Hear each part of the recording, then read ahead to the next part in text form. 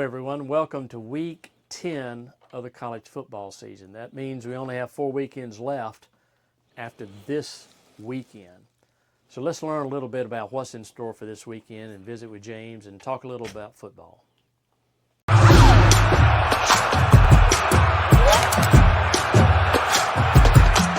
Visit your local Toyota dealers today. Toyota, let's go places. What's going on, world? It's your boy at Big Game James _36, and I'm here with Greg McGarity. And this is the TaxSlayer Gator Bowl Drive to Selection Show presented by Toyota, where each and every week we go over the landscape of college football and how it correlates to the TaxSlayer Gator Bowl played here December 27th at 7:30 p.m. 7:30 p.m. Yep. Live, national, putting our city on the map. One of the greatest bowl games ever. So good that I played it and decided to be a part of it. What's going on, Greg? How you doing? Week 10. It's almost over, so... It just started, though. How could it almost be over when it just started? I know. Each and every week, something comes up. College football is unpredictable. Who would have thought that some of the teams are at the top of both of these conferences that they are, but it does make sure that we'll get a great selection again, so we'll have a great bowl game for you guys to look at. What were some of the things in the SEC that shocked or surprised you this past weekend? Well, besides the situation at LSU and the way Texas A&M just dominated them, it was a week where Alabama struggled, but they found a way to beat South Carolina.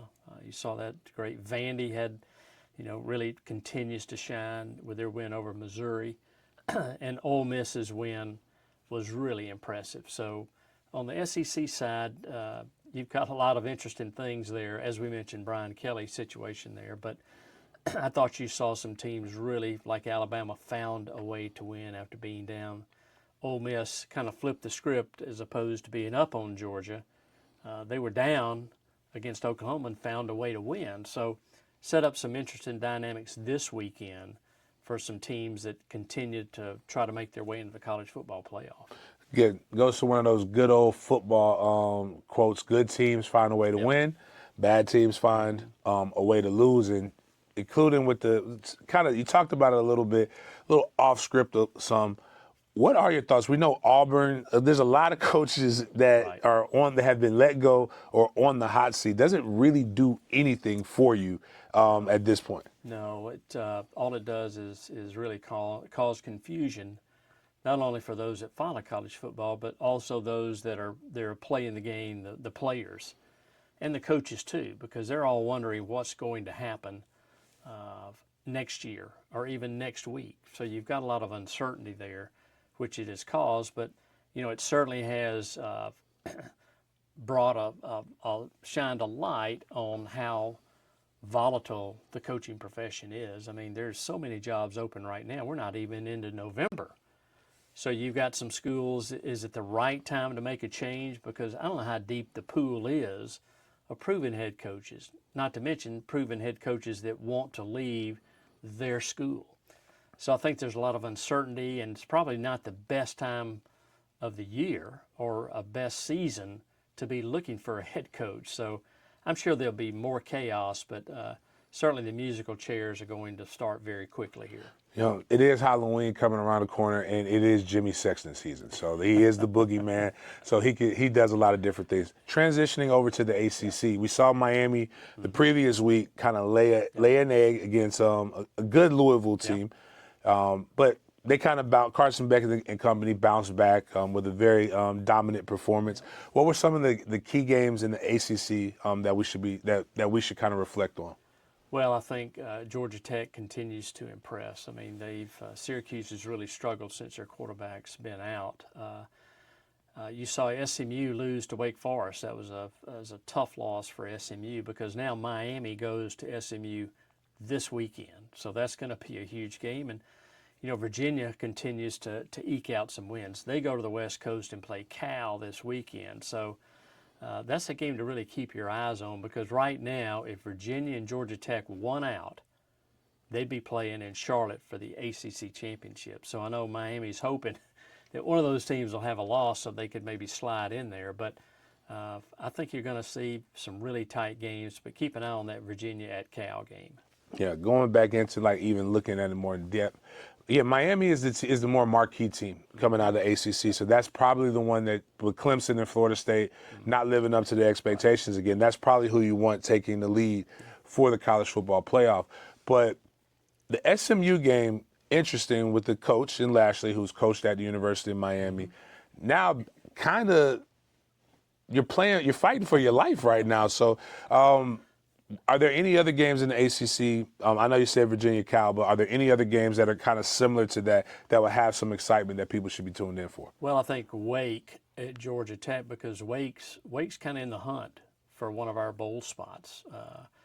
Duke is in the race, but they can't play in our game. But they're having a level of success because Duke's at Clemson this weekend. So can Clemson put their act together and win out? You've got so many dynamics at play there, but Georgia Tech is, I think, in a great space. I think Notre Dame, if they win out, they've got a great chance to be in the college football playoff. If not, they'll be one of the potential teams in our game. So a lot of games that might not affect the national race, but certainly will affect those that would be in play for TaxSlayer Gator Bowl. And the only ones that Duke can't come back. Ole Miss. I was talking about ACC slate. Yeah. But Duke's the only Clemson because that was still relatively 2 years, yeah. So going over into the SEC, what are some of the games and matchups this week that we should be looking forward to? Well, I think Vandy at Texas probably is one of the top 3 games. It's a great triple header this year. That's hilarious. Who would have thought Vandy and Texas would be one of the games that we want? The smart boys are coming out swinging, and Grandpa was it Diego Pavia? Grandpa Pavia is doing his thing. Well, you got Georgia, Florida, and I know that has national implications for Georgia, and then I think it revives the Florida fan base. They've got a reason to be excited now. They've got some new leadership with Billy Gonzalez leading the. So who knows? You can't ever predict what's going to happen in this rivalry game. But really the biggest game, other than Vandy and Texas, is going to be Tennessee hosting Oklahoma. I think that is really, if Tennessee loses that game, they may be out of the college football playoff. If Oklahoma wins, that may put them at least in a spot to where if they won out, they could possibly be in. So a lot riding on that game. But again, a triple header that will really feature some really, really good games in the SEC this weekend. All right. One of the things is who all is eligible as the landscape. I think you said, how many bowls are there? 43 bowls. So at some point in this time, this is going to have 86 teams, hopefully, populating this space here. But you're already seeing we're not even to November 1st. We're week 10, but you've already got a lot of teams that have already qualified and, some familiar faces and some unfamiliar faces up there. But it just shows that the bowl system is strong. Teams want to go to bowls, especially in the state of Florida. So we got a lot of good things going. But this board will really populate itself even after this week, because there are a lot of teams that have 5 wins that'll be going for that 6th win this weekend. Starting next week, we'll be getting the CFB playoff rankings, so we'll be talking about that, how it affects. But just looking at this board, we know if everything ended today, Georgia Tech and Virginia would be playing in the ACC championship, meaning our pool would be to pick between Pitt, Miami, and Louisville, and the SEC. Shoot, Texas A&M is the tops there, and then who knows who would be the next team. But it would make for a really, really interesting matchup, and we'll start talking about those a little bit more so that you can be better than the experts who absolutely have no clue how a bowl game gets picked, which sometimes we don't either. But a lot of people thought it would be one way until somebody gets upset. But that's what makes college football beautiful, and that's the joy behind it. Make sure you check it this week. This week we have some really, really cool things with the TaxSlayer Gator Bowl that you should be involved in. We have. Can you talk a little bit about the biggest game, almost bigger than the bowl game, that gets played this weekend? If you're going to Florida, Georgia, enjoy that. That is not the reason to be in the city. Can you tell us what's happening Sunday? Well, we've got what we think is our biggest game of the year. Well, second to the bowl game, obviously, but.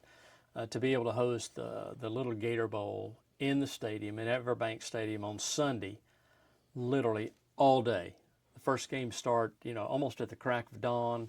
right around 8 o'clock. And then the last game, we're over by usually sundown. But they're Pop Warner teams that have advanced to this stage. The winners of all the games receive a nice championship ring. WWGA does such a great job helping sponsor that event.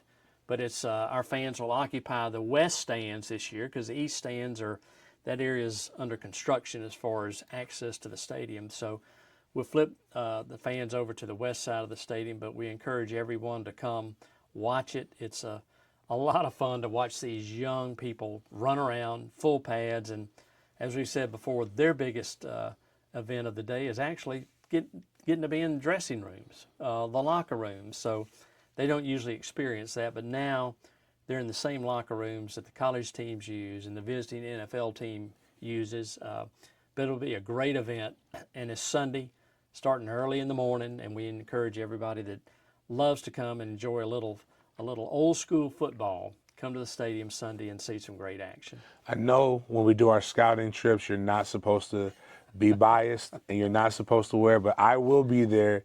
Might even be trying to coach a little bit in my green jacket with a headset on, because University Christian Athletic Association's 10U team is on there. Yeah. And I do coach there, and our 13U was able to receive one of those rings. We really appreciate that for what the TaxSlayer Gator Bowl does for the community, which is one of the benefits of being involved in it. Also, you get a chance to listen to the show where me, Big Game James _36, and Greg McGarity talk to you about the landscape of college football and how it affects the TaxSlayer Gator Bowl, played here on December 27th, 7:30 p.m. on national TV. For Greg McGarity, I'm at Big Game James _36, and this is the TaxSlayer Gator Bowl Drive to Selection show presented by Toyota. We will see you guys next time.